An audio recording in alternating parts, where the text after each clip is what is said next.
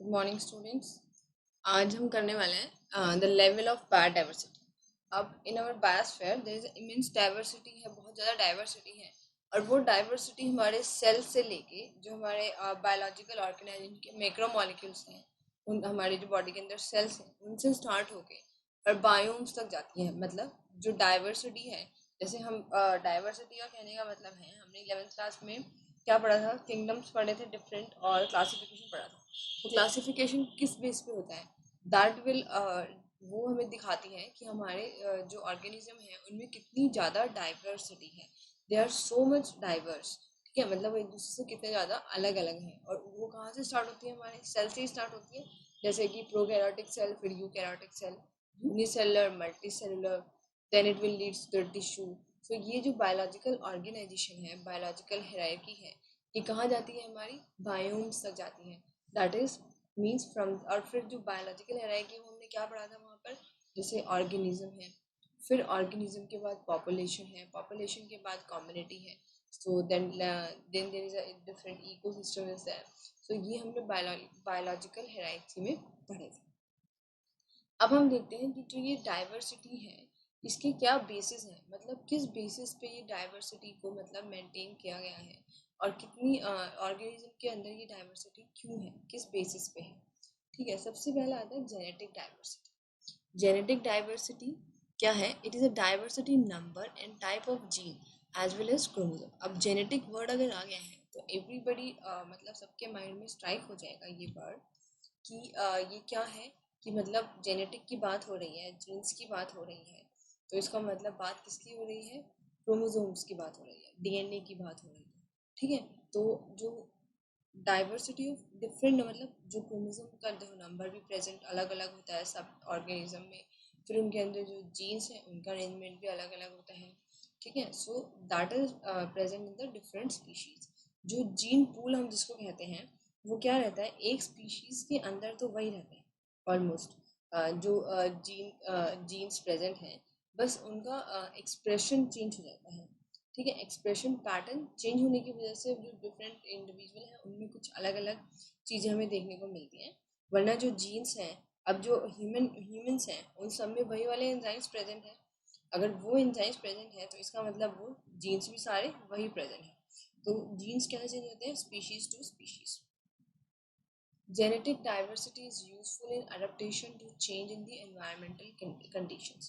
Genetic diversity एक बहुत अच्छा, सबसे जेनेटिक डाइवर्सिटी का सबसे इम्पॉर्टेंट बात क्या है कि ये कोई भी एनवायरमेंटल कंडीशन जो इकोसिस्टम में होती है या हमारे बायोस्फीयर में है उसको अडॉप्ट करने में बहुत अच्छे से हेल्प करती है।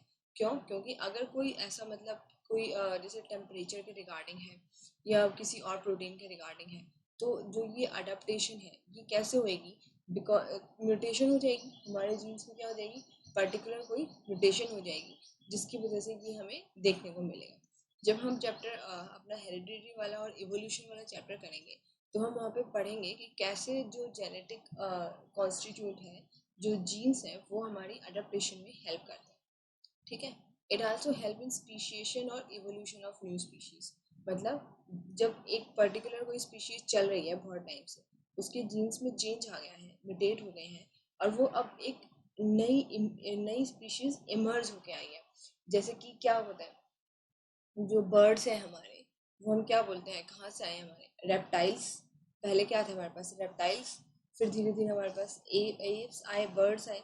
तो इसी तरह से जो ये चीज़ें हैं, जैसे फिश, फिश के बाद ही हमारे पास क्या आई है, हमारे पास रेप्टाइल्स आए हैं। तो ये धीरे धीरे कुछ अडेप्टेशन उन्होंने करी है, अपने जीन्स में कुछ चेंज लेके आए हैं, उसी की वजह से नई स्पीशीज बनी है और क्या हुआ है, इवोल्यूशन हुआ है।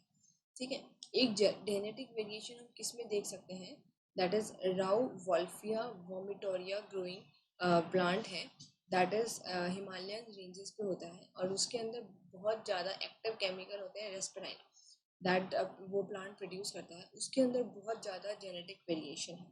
इन प्लांट, जो ये प्लांट है राउ वॉल्फिया वोमिटोरिया, वो हिमालयाज की अलग अलग रेंजेस पे ग्रो करते हैं, और इन सब में हमें अलग अलग जेनेटिक वेरिएशन देखने को मिलती है। दूसरा है जैसे कि इंडिया के अंदर जैसे स्ट्रेन ऑफ राइस, मतलब राइस की कितनी सारी वेराइटीज़ हैं, एक ही स्पीशीज़ है पर वेराइटीज़ बहुत सारी हैं।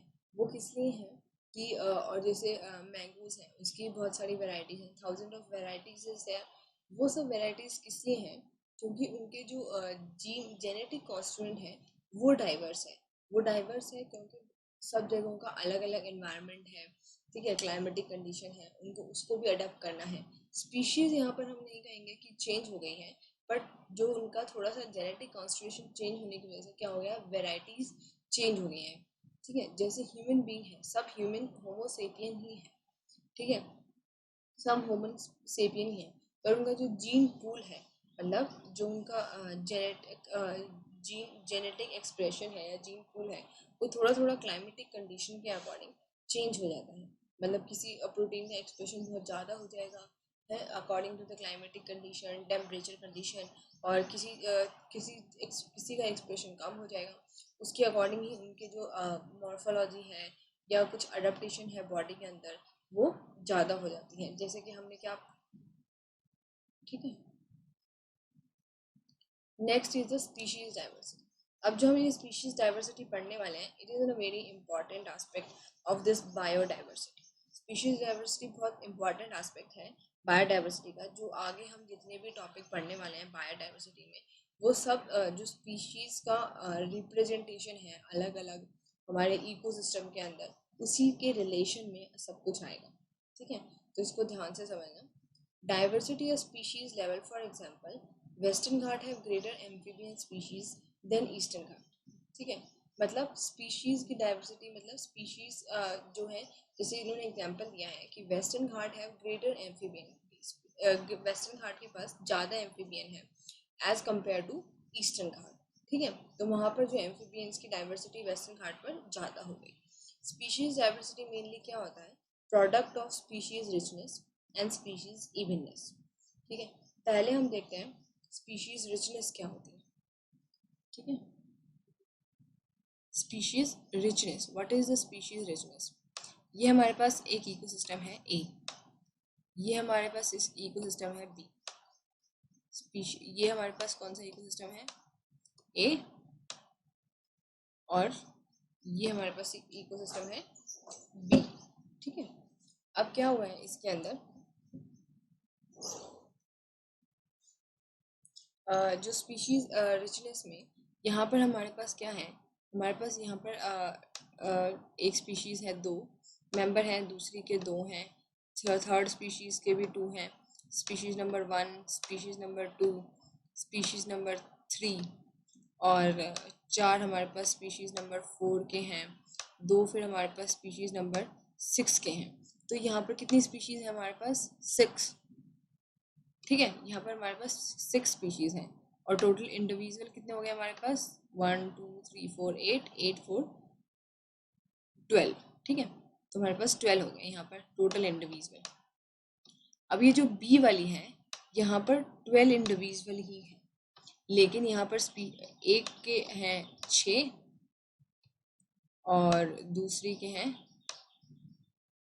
6, ठीक है। तो इसका मतलब स्पीशीज रिचनेस कहाँ होगी? स्पीशीज रिचनेस ए वाले में होगी, क्योंकि यहाँ पर क्या है, the number of species per unit area is called the species richness. कि जो नंबर ऑफ स्पीशीज, सब नंबर ऑफ स्पीशीज कहाँ ज़्यादा प्रेजेंट है? ए वाले में ज़्यादा प्रेजेंट है, तो स्पीशीज, इसको हम बोलेंगे स्पीशीज रिचनेस, ठीक है। अब देखते हैं स्पीशीज इवननेस क्या होता है। What is the species evenness?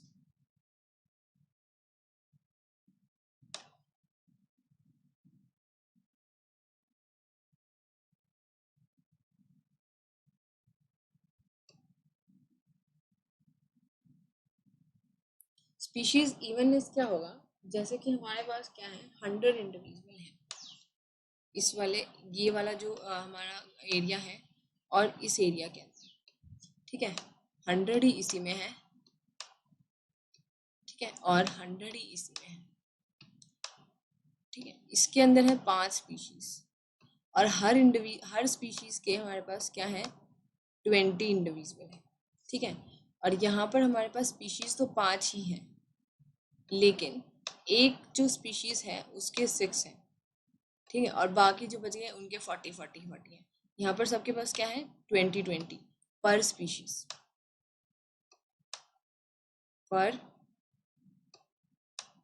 Species.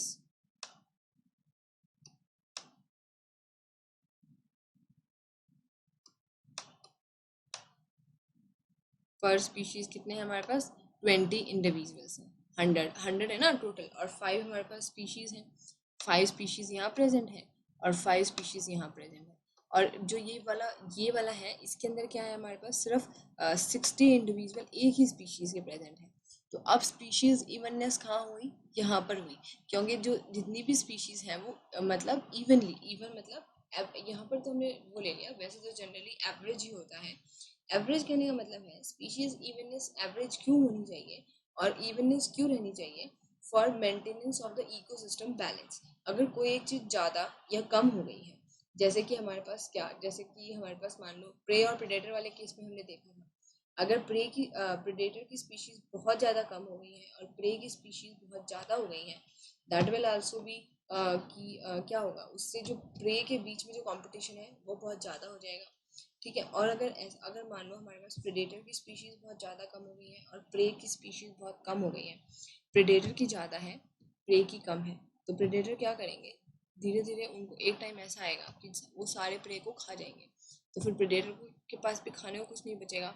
और जो जो वो प्रे थे, वो जो ग्रास खाते थे, वो भी बहुत ज़्यादा ग्रो करने लग जाएगी। तो सब कुछ मतलब क्या हो जाएगा? इम्बैलेंस हो जाएगा। इसीलिए जो स्पीशीज इवननेस और स्पीशीज रिचनेस दोनों ही बहुत इम्पॉर्टेंट है किस चीज़ के लिए? स्पीशीज डाइवर्सिटी के लिए। ठीक है, तो ये हो गया हमारा species diversity. Next is there ecological diversity. Ecological diversity 3 type का होता है, alpha, beta and gamma. Ecological diversity कितने टाइप का होता है? Alpha, beta, gamma. ठीक है, अल्फा डाइवर्सिटी जो है it is of 3 type. Alpha diversity का मतलब जो diversity within a community, मतलब अगर हम एक कम्युनिटी की बात कर रहे हैं, सिंगल इस कम्युनिटी, इसके बीच में जो इसके अंदर जो स्पीशीज़ की डाइवर्सिटी है उसको का अगर हम कंपैरिजन करें तो उसको हम क्या बोलेंगे? Alpha diversity. दूसरी आती है beta diversity. It is the biodiversity which appears in the range of community due to replacement of species within the change in community due to presence of different microhabitat niche and difference in environmental condition। ठीक है, ये है with in the 2 different species. अगर हम 2 species की बात करें, जैसे 2 कम्युनिटी की बात करें, उनके बीच में जो चेंज होता है, मतलब उनका कंपैरिजन अगर हम करते हैं कम्युनिटीज़ का, क्यों? और ये जो चेंज होता है किसकी वजह से होता है? जो उनके अंदर माइक्रो हैबिटेट्स हैं, निच है, डिफरेंसेस हैं, डिफरेंट एनवायरमेंटल कंडीशंस हैं दो कम्युनिटी के अंदर, तो उनका हम जो कंपैरिजन करते हैं और वो जो डाइवर्सिटी हमारे पास आती है वो आती है बीटा डाइवर्सिटी। ठीक है, तीसरा है gamma diversity. It is a diversity present in the ranges of communities as represented by the diversity of habitat over a total landscape or geographical area। मतलब एक बहुत बड़े रीजन की अगर हम डाइवर्सिटी की बात करते हैं तो वो आती है हमारे पास गामा डाइवर्सिटी। गामा डाइवर्सिटी में क्या आता है? एक बहुत बड़ी रेंज जिसको हम बोलेंगे, वो हमारी गामा डाइवर्सिटी में आती है। अभी एक डायग्राम देखेंगे जिससे हमें सारा कुछ क्लियर हो जाएगा कि अल्फा, बीटा, गामा डाइवर्सिटी का क्या कनेक्शन है। ठीक है, देखो जो ये है हमारे पास, ये वाला सिर्फ इतना एक सर्कल, ये क्या शो कर रहा है? Alpha diversity. ठीक है, और अगर हम इन दोनों कम्युनिटी के बारे में बात करें, this community A and this community B, इनके बीच में जो डाइवर्सिटी है स्पीशीज की, वो क्या होगी? Beta diversity. जब हम दो कम्युनिटी के बाद comparison, there is the diversity within a community, that is alpha diversity. the diversity between the two community, it is a beta diversity। ठीक है, between the two communities। और gamma diversity, the diversity of organism in a large geographical area or a landscape। ठीक है, तो ये क्या हो जाएगी? Gamma diversity. ठीक है, तो beta, alpha, gamma diversity, it is important also. तो ये आप नोट कर लेना प्रॉपरली अपने नोटबुक में अगर, ठीक है, ताकि आपको याद रहे। और क्योंकि थोड़ा ही बहुत इनमें मतलब चेंज है, तो अगर आप ये डायग्राम को ध्यान में रखेंगे तो आपको ज़्यादा अच्छे से समझ में आएगा। तो आज के लिए तीनों डाइवर्सिटी ही है आप लोगों के लिए, और फिर वरना बहुत ज़्यादा हो जाएगा। Okay then, thank you.